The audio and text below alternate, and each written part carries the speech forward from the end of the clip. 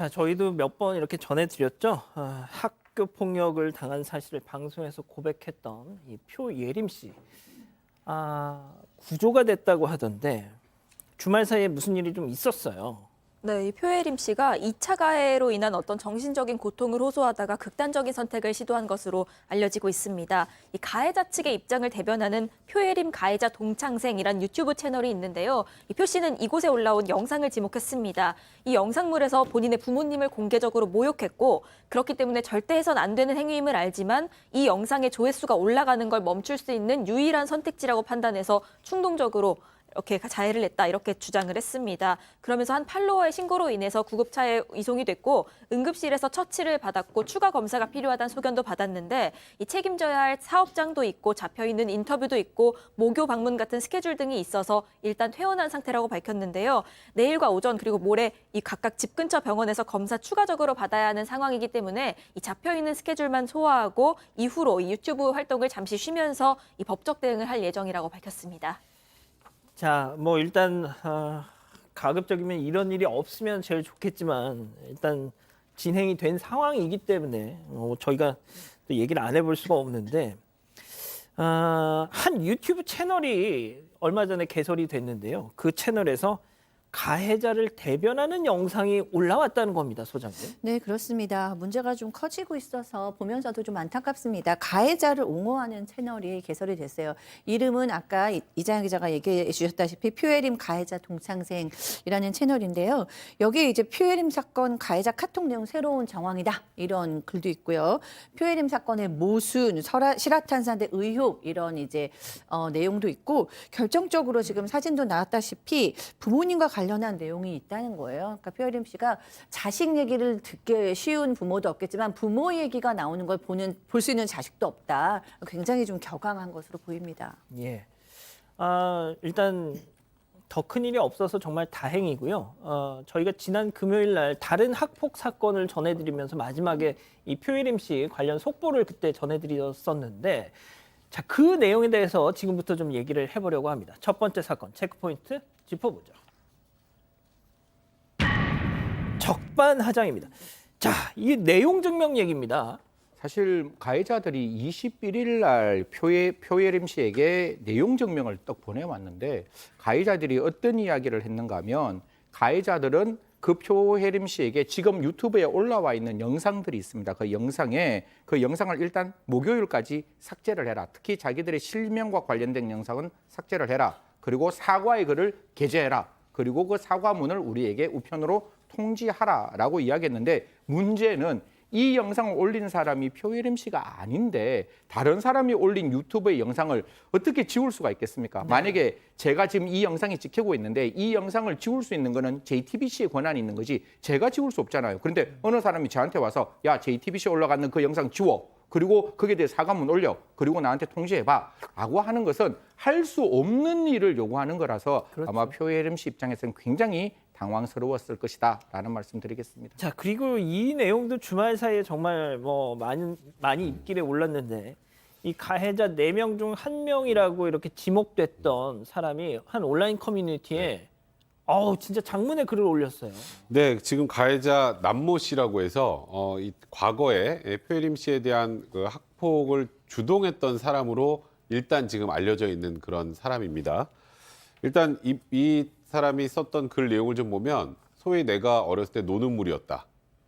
그러니까 좀 다소 좀 불량해 보이고 뭐 이런 뭔가 그 안에서 좀 이렇게 학교에서 일진 같은 그런 느낌이었다는 건데 그러니까 어렸을 때는 뭘 좀 험해 보이고 세 보이는 게 당시에는 스스로를 남들보다 우월한 존재가 되는 것으로 착각을 했었다. 예. 그래서 내가 쉽게 누군가에게 마음에 상처를 준 적도 많았고 남에게 피해를 끼쳐갈 수 있다고 생각하는 부분에 대해서는 인정을 하지만 그 표예림 씨뿐만 아니라 다른 동창생들에게도 그런 정도에 대한 미안함을 분명히 가지고 있는데 문제는 난 학창 시절에 단순히 재미삼아 이유 없이 누군가를 해하거나 짓밟은 적은 없다. 이런 얘기를 하면서 맹세코 12년이나 되는 오랜 시간 동안 한 사람을 집요하게 따돌리거나 뭐 주동해서 괴롭힌 사실도 없다. 그리고 이제 지금 표예림 씨가 피해를 입었다고 나온 내용들, 변기통에 머리를 넣었다라거나 뭐 다이어리로 어깨를 내리쳤다라거나 뭐 그 이후에 뭐 피해자를 뭐 이렇게 뭐 뭐 표해교냐 피해자를 하면서 또 조롱했다라거나 이런 것들은 단 하나의 사실도 아니고 조롱 섞인 메시지 내용은 우리 모두 한 것이 아닌데 지금 당장 옛날 핸드폰을 지금으로 따지면 한참 전 시간이 지났으니까 휴대폰 자체가 없기 때문에 이걸 입증할 방법이 없는 게 답답하다. 이런 글을 올려서 좀 논란이 되고 있습니다. 이유 없이 누군가를 해하거나 짓밟은 적이 없다. 소장님, 뭐 이유가 있더라도 누군가를 해하면 안 되잖아요. 그럼요. 누군가를 해하면 안 되고 보통 이제 항상 가해자는 기억이 나지 않는다라고 얘기를 하고 피해자는 아주 세세하게 기억을 하기 때문에 뭐 내가 기억이 나지 않는다라는 이야기는 할 수 있지만 사실은 또 정말 팩트가 무엇인지는 저희가 정확히 이제 지금으로서는 알 수가 없는 상황이고요. 근데 본인이 지금 내가 학폭을 한 적도 있다라고 인정하는 사례도 하나 들었어요. 예. 그러니까 자기가 중학생이었는데 이제 그때 이 표례림 씨랑 같은 반이었는데 본인이 핸드폰을 걷는 당번이었다는 거예요. 근데 그때 이제 당번이니까 표혜림 씨도 이 사람한테 핸드폰을 제출했어요. 근데 전원이 꺼 있지 않았다고 합니다. 근데 그때는 이제 문자가 오면 뭐 이렇게 잠금 장치 이런 게 없게 문자가 바로 딱 보일 수 있게 돼 있었대요. 근데 표혜림 씨가 학교 생활과는 다르게 너무 의외의 문자가 와서 본인이 애들한테 얘들아 예림이가 받은 문자가 막 이렇게 떠들었다는 거예요. 그러니까 표혜림 씨가 그때 막 뛰어나와가지고 그 휴대폰을 팍 가로챘는데 그때 자기가 그 휴대폰을 가로채질 때 너무 그 좀 황당하고 좀 기분이 나쁘고 창피해서 그때 발로 표혜림 씨를 찼다는 거예요. 아하. 이제 그거는 내가 인정을 한다라고 얘기를 했는데 그때 내가 바보 같은 자존심이 좀 있어서 그렇게 한다. 그거는 내가 인정을 한다. 이 정도로 밝혔습니다. 자, 그런데 이게 그 동창생들, 표혜림 씨 동창생들이 그 여러 명이 그때 진술서를 쓴 적이 있었는데 맞습니다. 네. 그 내용과는 좀 틀리다라는 지적이 있어요. 그러니까 사실 저희 다르다. 입장에서 진실이 뭔지 정확하게 알기는 어렵습니다. 지금은 한참 지난 일이고 다 진술의 기초에서 얘기가 전개가 되는 것이기 때문인데 근데 일단은 지금 말씀하셨던 것처럼 주변인 진술서에 등장하는 이 남모 씨 행동은 이 남모 씨가 지금 커뮤니티에 올린 내용과는 사뭇 많이 다릅니다. 다르죠. 그러니까 예를 들어서 뭐 초등학교 때부터 예림이에 대한 왕따를 주도했다라는 진술도 있었고 또 빔 프로젝트에 예림이 싸이월드를 켜놓고 조롱한 적도 있었다 이런 얘기도 있고요. 또 지나가던 예림이에게 발을 걸어 넘어뜨렸다. 또 볼펜 같은 것으로 예림이의 몸 곳곳을 찔렀다. 그러니까 이 내용들을 보면 본인이 했던 뭐 12년 동안 지속적으로 뭐 괴롭히거나 아니면 무슨 뭐 왕따를 주도하거나 하지 않았다는 것과는 일단 주변인의 진술과의 차이는 꽤 큰 편입니다. 자, 이 기자 그리고 또 소개해줄 얘기가 있잖아요. 네, 이 해명과 이 사과문에 이 직업과 관련된 얘기가 좀 많이 들어갔습니다. 현재 이 남모 씨는 군무원이고 응급구조 담당관으로 근무 중이라고 밝혔는데요. 뭐 자신이 선택한 길인 응급구조사로 근무하면서 단 한 번도 책임감과 사명감을 잃어본 적이 없다. 뭐 존경심을 느끼며 꿈만 꾸던 뭐 이런 담당관의 이름을 피나는 노력으로 드디어 가지게 되었고 사람을 위해 나라를 위해 일하며 긍지와 자부심을 잃지 않고 나태해지지 않으려 노력한다. 이런 내용이 들어갔습니다. 그러니까 학교 폭력 가해 논란과는 다소 거리가 있는 내용이 들어간 건데 아마도 자신 때문에 직군 전체가 비난받을까 봐 사과한다. 이런 내용이 있는 걸로 봐서 이 얘기를 하고자 했던 듯한데 그 분량과 내용이 다소 부적절하다는 지적이 있었던 겁니다. 자, 육군 제2작전사령부에서는 이 사안을 지금 엄중하게 인식하고 있고 군 수사기관에서 사실관계를 확인한 뒤에 조치를 취하겠다 이런 입장도 내고 있는데 자, 승 의원님. 네.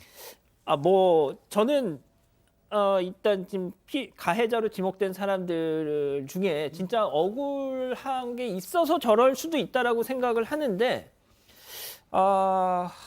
그래도 좀 말을 이제 자기들도 이제 정말 억울한 게 있으면 조금 더 많은 사람들한테 공감을 얻을 수 있게 조금 더 설득력 있게 얘기를 해야 된다고 생각하거든요.